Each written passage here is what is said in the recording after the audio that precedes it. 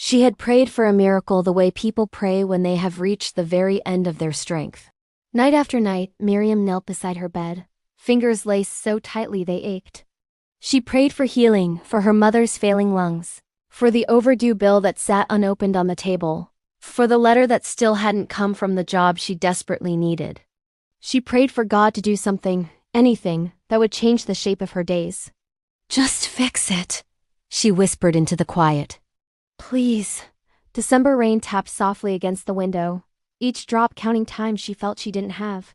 Every prayer felt urgent, heavy with expectation.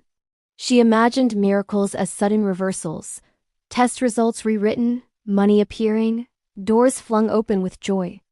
That was what she asked for. That was what she waited for. But nothing changed. Her mother still coughed through the nights. The phone stayed silent.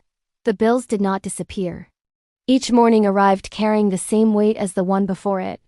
After weeks of praying, Miriam felt a new emotion creep in: disappointment, sharp and unwelcome. One evening, exhausted beyond words, she didn't kneel. She sat on the edge of her bed instead, shoulders slumped, tears slipping down without permission. "I don't have the strength to ask anymore," she said aloud. "I don't even know what to say." The room was still. No thunder. No voice. Just the hum of the old refrigerator down the hall and her own uneven breathing. And then, quietly, gently, something shifted. It wasn't a solution. It wasn't an answer written in certainty. It was a loosening in her chest, as if a tight knot had finally been untied. Her breathing slowed. The panic that had been clawing at her ribs softened its grip. For the first time in weeks, she felt able to sit in the moment without fear swallowing her whole. Peace settled over her, not loud, not dramatic, but steady and warm, like a blanket laid across trembling shoulders. She was surprised by it, almost confused. "This isn't what I asked for," she whispered. Yet as the minutes passed, she realized something else. The peace wasn't pretending her problems didn't exist. Her mother was still sick. The bills were still there. The future was still uncertain.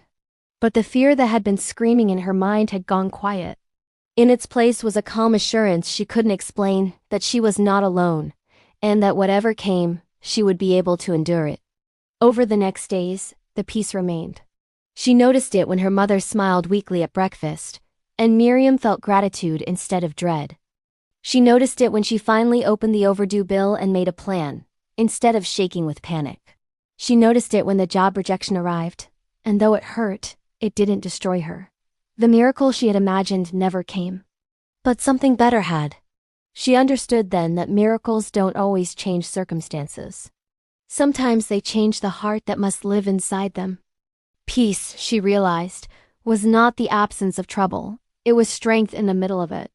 One night she knelt again, but this time her hands were open, resting gently in her lap.